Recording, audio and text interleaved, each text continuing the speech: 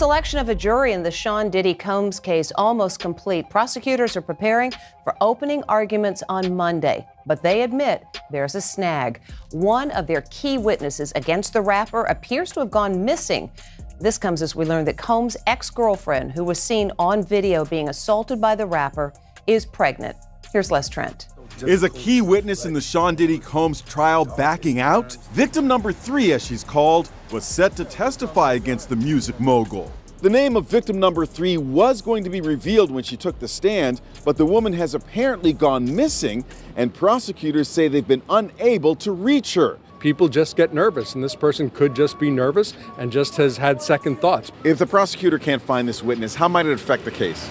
Look, I don't think it's going to have a tremendous effect. The prosecution is going to call a number of alleged victims. So look, this is just one less. Someone else is also getting cold feet. A juror sent an email to the judge asking to be removed from the panel for issues of personal well-being. There's been a delay in jury selection in the trial of Sean Diddy Combs. The judge postponing the last phase of the process until Monday. He sent somebody through somebody else to try to get in contact with me, telling me enough is enough. So literally just leaving the federal courthouse, lots happened today. The big thing is there is still no jury. And you right about Diddy's phone being tapped, because news came out that his former bandmate from Dirty Money, she called the other group member Dunn 58 times trying to get her to stop the lawsuit against Diddy. She ain't the only one he was trying to get in contact with. You understand? He sent somebody through somebody else to try to get in contact with me, telling me enough is enough. Oh, okay. You tell Big Mama that enough is enough. You can't tell Wolf Mama enough is enough. You tell D Ferg Mama enough is enough. You understand? You tell all those people who supported you and they survivors, enough is enough. You didn't tell me about that. So he tried to get somebody to reach out to you? Now I got a phone call from Kirk Burrows. And Kirk Burrows, and I ain't gonna even get this guy no play.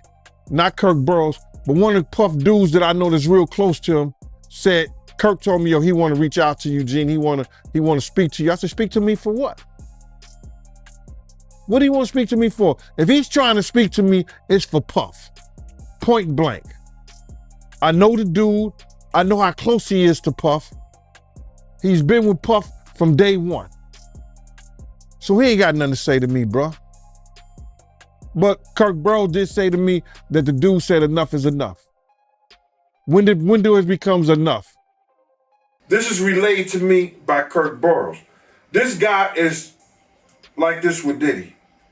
You seen him on Drink Champs with him. You see him walking the streets in Miami with him, the whole 9 yards. So I'm saying to him, what does he want to talk to me for? He ain't got enough to say. He ain't got nothing to say to me. He said, yo, Gene, he said enough is enough. You know what I'm saying? Enough is enough to what? And I told Kirk Burrows, I said, yo, if he want to, I said, he don't want to talk to me for himself. He want to talk to me for Diddy. And I ain't got nothing to say to him. He ain't said enough is enough to Wolf Mother when he cursed out and told her all kinds of shit. Did he say enough is enough to Big's mother? What do you mean enough is enough?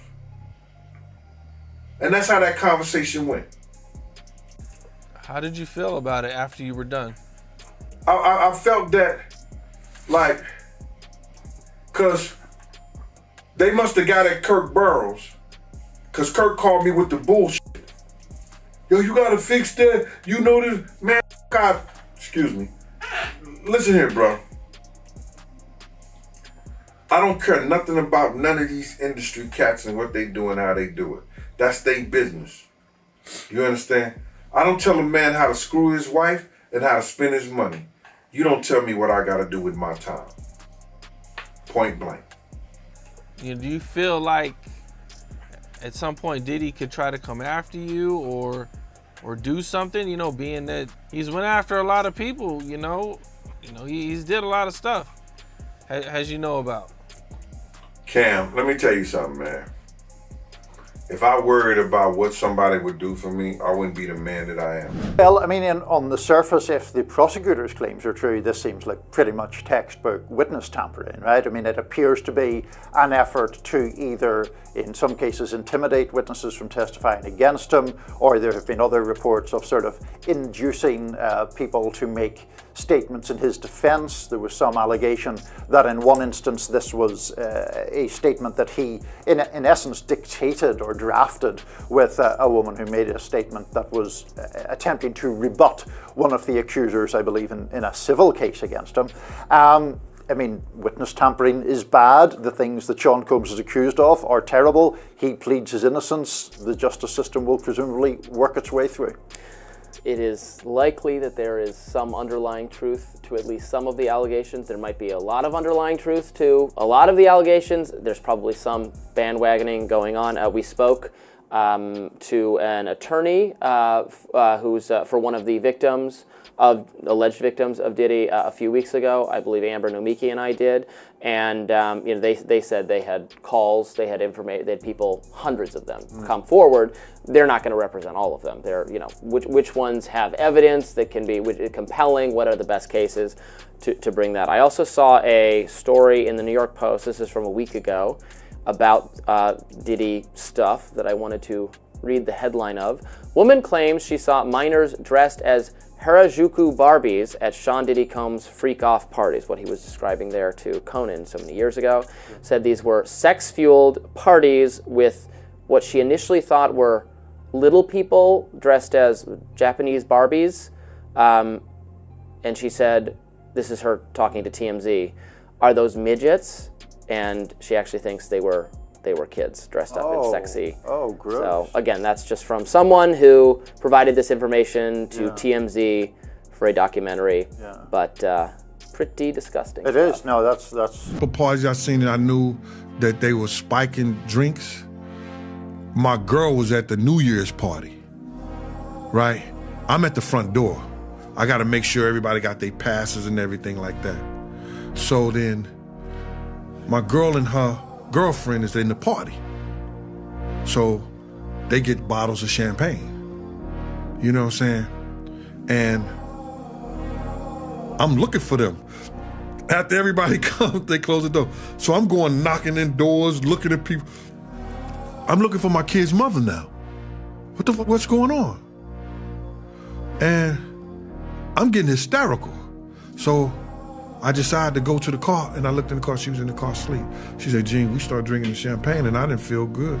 And me and Debbie came here and went to sleep. And my whole thing about it is that Puff wasn't right what he did to people around us, man. He wasn't right what he did to people around us. Him being hard-headed, not listening, and not telling the truth and constantly lying cost a lot of people their lives, man. It cost a lot of people their lives. I want him to understand. When I told him, if we don't do something to these doors, people gonna die tonight. And forget, and I wanna say F what other people say, everybody know I told him that. Our whole crew know I told him that. From Slick to Nord, Bunny, Big Boy, Eddie, all the people that was with us that night, know I told them that. 9 people end up dead. Right, and I know you ain't signed it. I know you ain't signed an NDA, clearly. But did he make his artists sign NDAs and people that work for him? Well, a lot of these rappers, a lot of these industry people, anybody who does business nowadays with the internet, they have NDAs, non-disclosure. That means that if you work for them, you around them, you can't disclose any of the information about them. It's the same thing that he gave to all his artists when he gave them their publishing back. I'm gonna give y'all publishing, but y'all can't talk about Janice Combs, Justin Combs, Sony, Bad Boy, or anything that happened. Y'all can't talk about none of that. But there's some artists that didn't say anything. that didn't sign it, and they able to talk about anything they want to. Here's why Michael B. Jordan, Kanye West, and more celebrities were name-dropped at Sean Diddy Combs' trial. As jury selection in the mogul sex trafficking trial got underway May 5th in New York, NBC News reports prospective jurors were shown a list of more than 100 names of people and places that may be referenced during the trial, including actors Michael B. Jordan, Mike Myers, and rapper Kanye West. While the aforementioned celebrities are not implicated in the case, the potential jurors were asked whether they knew any of the names listed and whether it would impact their ability to be impartial, per the outlet. Attorneys did not share an explanation for the list. The names of women who have taken legal action against Combs were also on the list, including his ex-girlfriend Cassie Ventura, whose November 2023 sexual abuse lawsuit against the rapper was settled one day after it was filed. Danny DeCane alum Don Richard, who accused Combs of sexual assault in a lawsuit filed in September, was also listed. Combs has denied any wrongdoing in both cases. The candidates are being asked about their own connections to or impressions of an array of celebrities, and with no explanation why, at least not yet.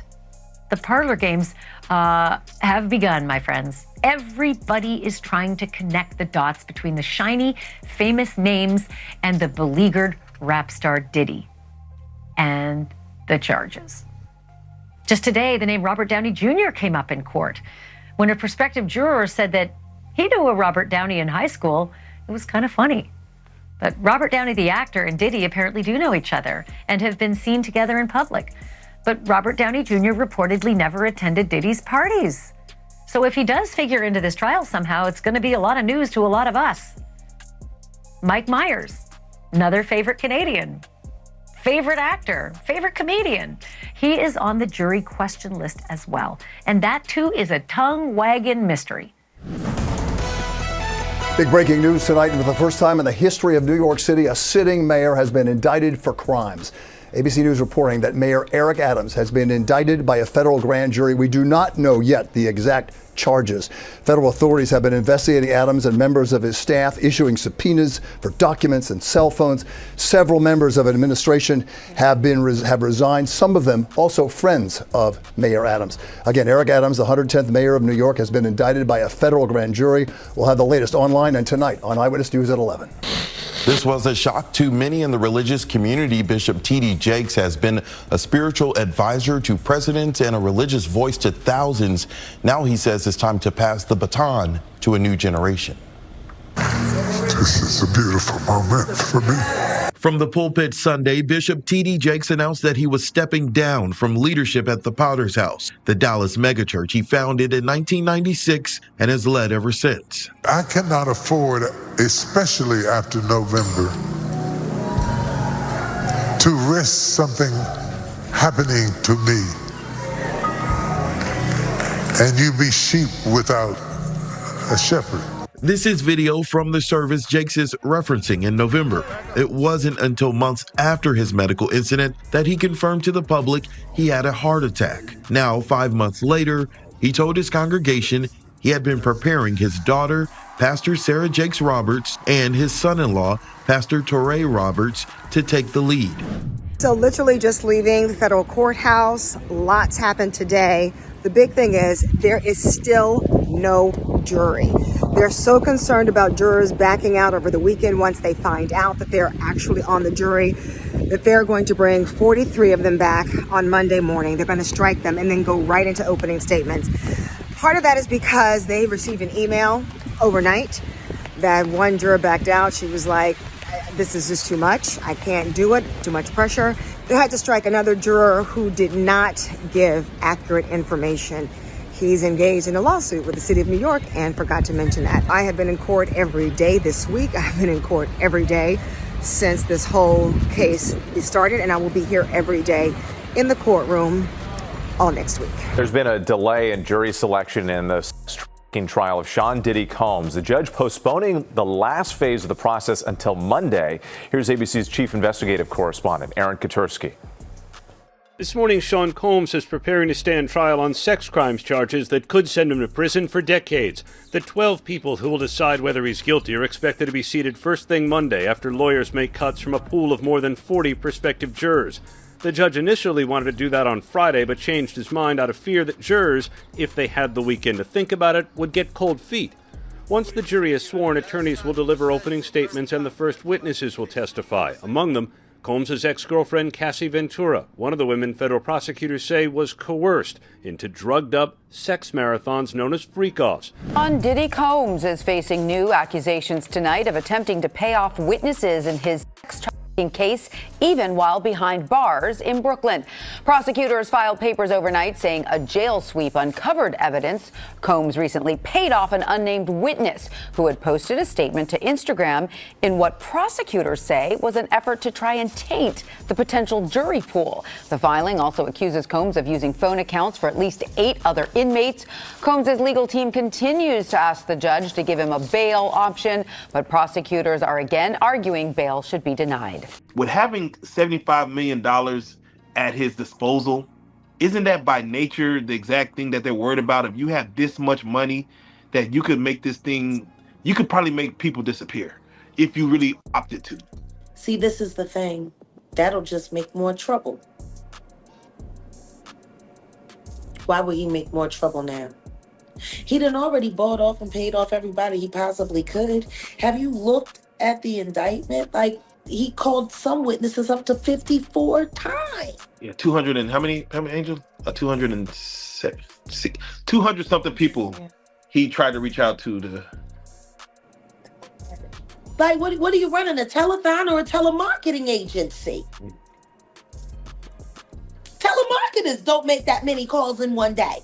Or sometimes not even in a week, all depending on you was on that. You down for Diddy? What happens with exposures? You make yourself vulnerable to all kinds of attacks, seen and unseen. What happened to my friend? When he passed away, there was $250,000 on my head and $150,000 on his. But what if I had decided to go back with my head held low and said, Sean, I'm willing to play the game, and then found a way to get inside of him and move him around? Right. Now, let's get into what's going on with this Diddy trial, because there are some new things coming out as they're in the courtroom. And one thing that Diddy's defense team is leaning in on is saying that, yes, Diddy was abusive toward his ex Cassie, but they're also saying that she was no angel and allegedly got violent with him as well. It's day 4 of the Diddy trial, and the prosecutor and Diddy's attorney had a very interesting exchange with the judge. It kicked off with Johnson telling the judge that the victim one, who they believe is Cassie, will not be cross-examined about certain medical issues. But that's when Diddy's attorney said the defense is going to take the position there was a mutual violence in their relationship, hitting on both sides, DV, domestic violence. He said, we are absolutely going to admit to domestic violence, but at what point does it become coercive? And that's when the judge clarified, saying, you're arguing that they are just violent. And he said, right, we are saying that it's relevant. They also said they're submitting a letter to the court on the topic, and they're going to offer 2 cell phone videos and the corrected CNN footage of that infamous tape where you saw Diddy beating Cassie up at the Intercontinental Hotel in LA. If you recall, Diddy's team have been saying that tape was doctored. There was more to it. And so I guess they have the full video they are claiming that they're planning to bring up in court. So we'll see what happens. As legal battles continue to mount for music mogul Sean Diddy Combs, his attorneys have pushed back against abuse allegations made by singer Cassie Ventura by claiming she too engaged in violent behavior during their relationship. In newly surfaced legal responses, Diddy's team argues that the narrative of him being the sole aggressor is one-sided, and they intend to present evidence suggesting mutual volatility. The claims come amid growing scrutiny over Diddy's past conduct, including federal investigations and multiple lawsuits. According to Diddy's defense, what he's saying is that his mental capacity to commit the crimes while he was wasted is part of why he's saying, he should not be charged in these crimes. He even has a doctor who is lined up to testify. Now, prosecutors have filed their opposition to this line of testimony. Basically, they're saying he has a mental condition bearing on the issue of guilt.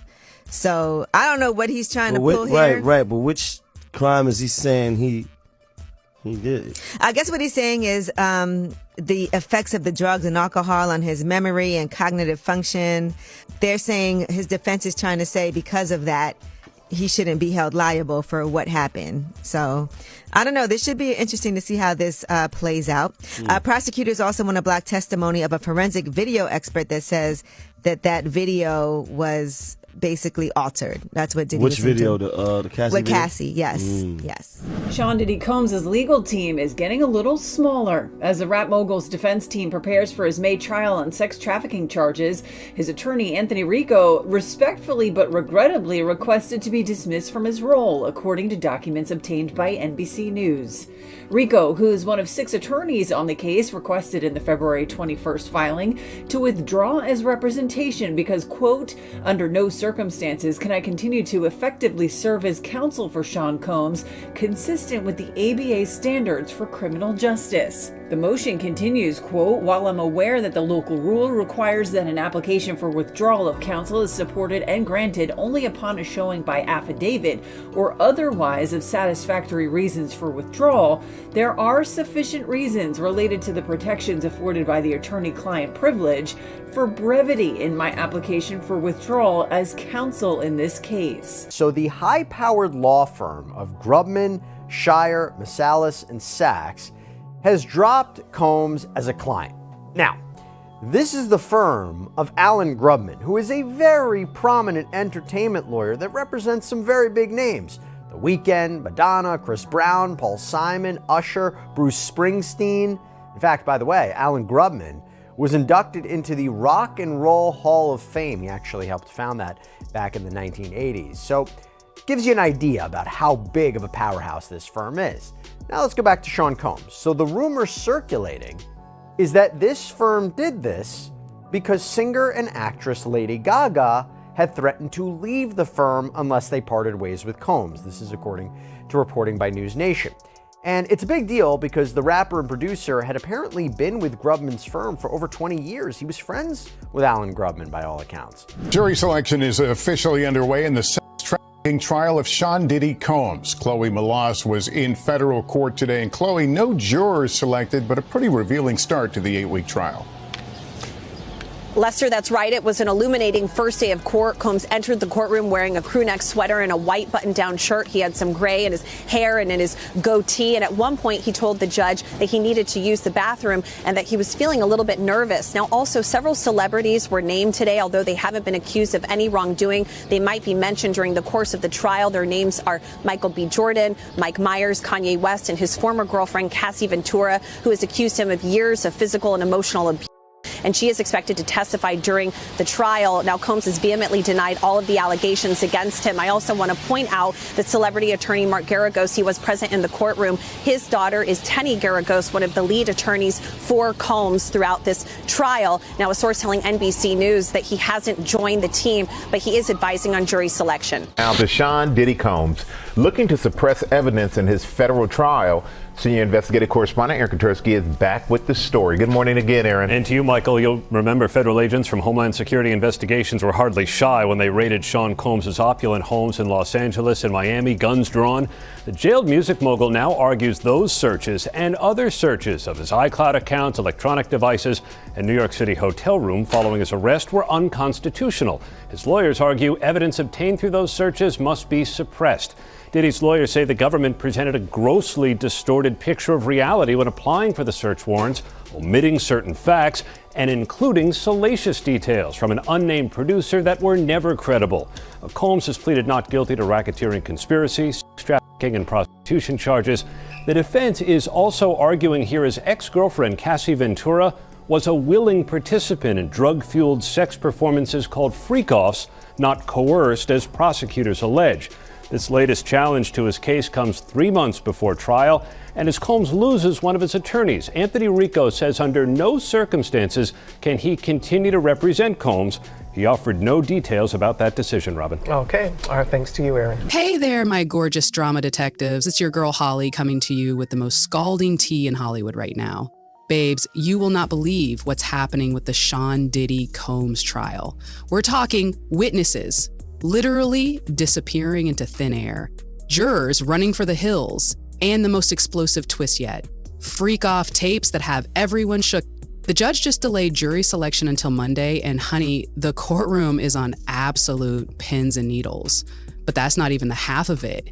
An ex-bodyguard who leaked those infamous FreakOFF tapes is now claiming Diddy himself sent threats through intermediaries saying enough is enough. I mean, can you even slam that subscribe button right now, because mama's about to spill everything on this messy, messy saga. Trust me, levies, when I tell you this tea is piping hot and ready to burn the whole industry down. Buckle up tight, we're diving deep into the twisted world of intimidation, vanishing acts, and a music mogul's empire potentially crumbling before our very eyes. Let me set the scene for you, babes. Picture this. Jury selection is wrapping up. Everyone's prepping for opening arguments. And then boom, the prosecutors drop a bombshell that had the whole courtroom gasping. Their star witness, known only as victim number 3, has completely vanished. That's right, lovies. This key witness, who was supposed to reveal her identity on the stand and deliver critical testimony against Diddy, has gone totally off the grid. The prosecutors can't reach her, she's not responding to any communications, and the timing? Suspiciously, just days before she was scheduled to testify in what's become one of the biggest criminal cases in entertainment history. Legal experts immediately started sounding alarms about what this means for the case. One even said people get nervous, have second thoughts, but we all know there's more to this story than cold feet, don't we? The prosecution is putting on a brave face, claiming they anticipated potential intimidation and have multiple alleged victims lined up. But let's be real. Losing a star witness is a major blow. Now I'm asking you, my fabulous drama detectives, is this simply someone having a crisis of nerves? Or is something far more sinister happening behind those velvet ropes? Drop your theories in the comments below, because Mama wants to know what you think. The most chilling part? This is just the beginning of the disappearing acts plaguing this trial. Hold on to your wigs, cause it gets even messier. If you thought witnesses ghosting was dramatic, wait until you hear about the jurors. The judge received an actual email from a seated juror, someone already selected to serve, begging to be excused because she feared for her personal well-being. I mean, can you imagine being so scared? You'd email a federal judge, but listen to this tea, babes. The next morning, the federal courthouse was eerily quiet. No jury in sight. A court officer spilled that they're so worried jurors will back out over the weekend once they realize they've actually been picked, that they're planning to bring 43 of them back on Monday morning. 43, lovies! That's how many they need just to make sure they end up with enough people willing to stay. The atmosphere is so tense that the court took an extraordinary step, pushing final jury selection to the very morning of opening statements. That never happens in normal trials. They're literally eliminating any window of time where potential jurors might face outside pressure or worse, intimidation. One juror was even struck from service after failing to mention he's suing the city of New York. Like, hello, that's kind of important information when you're being vetted for a high-profile case. The desperation to find unbiased, brave jurors willing to stick it out is reaching fever pitch. So here's my burning question for you. Would you be brave enough to serve on this jury? Hit me up in the comments with your honest answer, because your girl Holly is not so sure she could handle that pressure. Now let's talk about how Diddy's still pulling strings from behind bars, because honey, this tea will scald you. While locked up at the Metropolitan Detention Center in Brooklyn, prosecutors say Diddy hasn't exactly been sitting quietly in his cell. No. According to court documents, call records from the MDC show Diddy tried to pay off witnesses and, get this, called one victim 200 times in what prosecutors describe as a bid to intimidate and bribe her.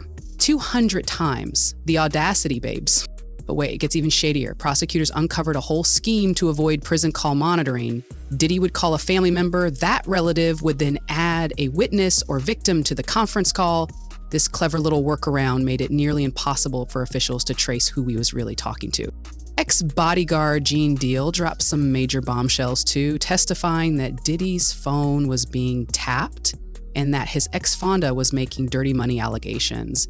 She apparently called another witness 58 times, begging her to drop the lawsuit. And then, this is a part that had me clutching my pearls, Deal claims Diddy sent someone through someone else to threaten him, saying those chilling words, "Enough is enough." Legal experts are calling this textbook witness tampering, happening while he's literally awaiting trial. One said, on the surface, if these claims hold up, it's classic intimidation. He's not just silencing accusers, he's allegedly drafting defense statements, dictating what women should say to rebut other witnesses. Is anyone else getting major mob boss vibes? Let me know in the comments if you think Diddy's prison phone scheme will be his ultimate downfall. All right, lovies, it's time to dive into the most scandalous part of this whole case, the infamous FreakOFF gatherings that prosecutors say are at the heart of the indictment. These weren't just your average celebrity parties. According to prosecutors, these were drug-fueled sex parties where victims were allegedly drugged, coerced into sexual acts, and then intimidated into silence. Gene Deal, who was once part of Diddy's security team, shared some truly disturbing details that had my jaw on the floor. He said, I noticed at a couple of these parties that they were spiking drinks. He then told a heartbreaking story about finding his girlfriend passed out in a car after one of Diddy's New Year's events. When she regained consciousness, she told him, Gene, we started drinking the champagne and I don't feel good. I mean, chills, absolute chills. But hold on to your hats because it gets worse. According to insiders, these weren't just wild parties. They were fortresses of secrecy. Every single person, whether guest, performer, or staff, had to sign ironclad non-disclosure agreements. Women working for Bad Boy Entertainment were allegedly pimped out to visiting executives. The only person who claims he never signed one of those NDAs? Gene Deal himself. Deal revealed that NDAs have become standard practice in the industry. A lot of industry folks now carry NDAs. If you work with them, you can't talk about anything you see or hear. This control extended even into Diddy's business deals. When he returned publishing rights to his artists, the fine print supposedly included language like, I'll give y'all your publishing back, but you can't mention Janice Combs, Justin Combs, Sony, Bad Boy, or any events you witnessed. This web of spiked drinks, coerced encounters, and strict silencing agreements created a perfect trap for victims who, according to prosecutors, often didn't realize what was happening until it was too late. Absolutely terrifying, babes. What other celebrities do you think might have attended these FreakOFF parties? Drop your guesses below. Now let's talk receipts, honey, because the prosecution has some serious evidence, specifically surveillance footage that appears to show Diddy physically assaulting ex-girlfriend Cassie Ventura in a hotel hallway. This video went public months before his arrest and sent shockwaves through the entertainment industry. But here's where it gets wild, babes. On day 4 of the trial, Diddy's lawyers pulled a move that had the entire courtroom gasping. Instead of trying to deny the violence caught on camera, they told the judge they will not cross-examine Cassie about certain medical issues and are adopting a completely different strategy, mutual abuse. That's right, lovies. His attorney announced, we're going to admit there was domestic violence on both sides, but at what point does it become coercive? When the judge pressed for clarity, you're arguing they were just both violent, the defense replied, yes, it's relevant context. This is a dramatic shift from their earlier denials, suggesting they know that footage is just too powerful to overcome.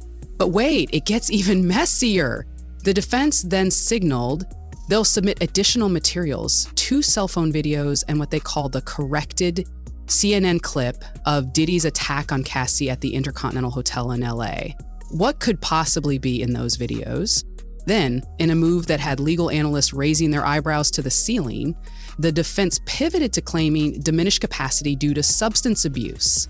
They argued because he was intoxicated, his memory and cognitive function were impaired, and noted they've lined up a medical expert to testify about this. Prosecutors immediately objected, calling it what it is, a desperate bid to evade responsibility. They're essentially saying his drug and alcohol use should excuse his actions. I'm sorry, but since when does being intoxicated excuse violence? Let me know in the comments if you think this defense strategy is brilliant or just plain desperate. The celebrity connections in this case are absolutely mind-blowing, babes.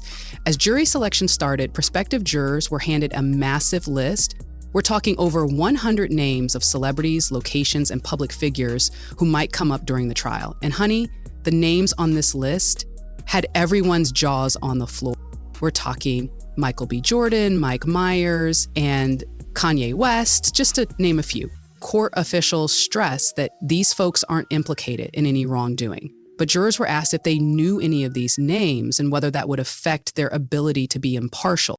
But that's not even the juiciest part, lovies. The sprawling list has ignited wild speculation about hidden connections between Diddy and some of Hollywood's biggest stars. One potential juror even mentioned knowing a Robert Downey in high school, which prompted laughter when officials reminded everyone that Robert Downey Jr. has a well-known friendship with Diddy. And Mike Myers? No one can figure out his connection to the case, yet his name was right there on the questionnaire. Meanwhile, outside the courthouse, other high-profile figures are making moves that some believe are connected to the trial's fallout. Just days after news broke that Diddy received a plea deal involving co-defendants, Bishop T.D. Jakes announced he was stepping down as lead pastor of the Potter's House megachurch, though he cited health reasons, saying, "I cannot afford, especially after November, to risk something happening to me and leaving you sheep without a shepherd." The timing has many sighed, eyeing this explanation. Who do you think will be the next celebrity to distance themselves from Diddy? Drop your predictions below because this Hollywood exodus is just getting started. If you want the clearest sign that things are going sideways for Diddy, look no further than his own legal team abandoning ship faster than passengers on the Titanic. This tea is absolutely scalding, babes. On February 21st, veteran trial lawyer Anthony Rico quietly filed paperwork to withdraw from the case, stating, "Under no circumstances can I continue to effectively serve as counsel for Sean Combs, consistent with the ABA standards for criminal justice." When a lawyer uses language like that, you know something serious is going down behind the scenes. But wait, there's more. Just days after Rico jumped ship, the powerhouse firm Grubman, Shai, Masalis, and Sachs, helmed by Diddy's longtime ally Alan Grubman, announced they would no longer represent him. This ended a partnership that spanned more than 20 years. 20 years, lovies! Legal experts say when attorneys with decades-long ties suddenly sever those bonds, it usually signals they've encountered evidence or ethical conflicts too serious to ignore. I mean, can you imagine being so loyal to someone for over 2 decades and then suddenly saying, "Actually, I'm out"? That's not just a red flag. That's a whole red parade. So my question to you, my fabulous drama detectives, is this. What do you think these lawyers saw that made them run for the hills? Hit me up in the comments with your theories because Mama is dying to know what you think.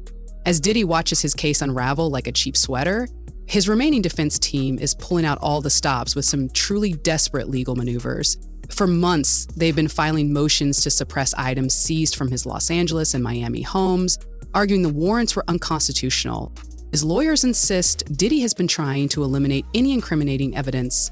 Those search warrant applications were overbroad, so everything the feds took must be thrown out. But honey, the ferocity of those raids suggests authorities were acting on some pretty solid probable cause. Sources described how Homeland Security agents stormed Combs' opulent estates in LA and Miami, guns drawn, which isn't exactly standard procedure unless they had good reason. Undeterred by reality, Diddy's team is now claiming not just the physical searches were unlawful, but also the digital ones, arguing that searches of his iCloud account, electronic devices, and even a New York City hotel room lacked proper authorization. They've gone even further, alleging the government flat out misled the court when seeking the warrants. Prosecutors painted a distorted picture, omitting key facts and adding salacious, unverified details from an anonymous producer. And if the court actually buys these arguments, it could gut the prosecution's case. But let's be real, babes, overcoming the mountain of evidence already in play seems about as likely as me turning down a hot gossip tip. What do you think is on those devices that has Diddy's team so desperate to keep them out of evidence? Drop your theories below, because your girl Holly's all ears. All right, my gorgeous drama detectives, let's wrap this scalding tea party up. We've got leaked tapes, vanished witnesses, and a defense team dropping like flies. Sean Diddy Combs is desperately clawing at every legal loophole, trying to keep his secrets buried. But as each day passes and more bold-faced names get dragged into the spotlight, the question isn't if this house of cards will topple, it's who will be crushed in the rubble. The trial, postponed but definitely not canceled, now hangs like an earthquake waiting to shake Hollywood to its core. With key witnesses in hiding, nervous jurors begging to be excused, and celebrities quietly distancing themselves, we're set for testimony that could rewrite everything we thought we knew about power, privilege, and exploitation in the entertainment industry. As one phase of this saga closes, with jury selection finally concluding, another begins with opening statements. And honey, if what we've seen so far is any indication, the testimony to come will be even more explosive than anyone imagined. What are your predictions for how this trial will end? Will Diddy take a plea deal? Will more witnesses disappear? Or will we see a full courtroom showdown? Let me know your thoughts in the comments.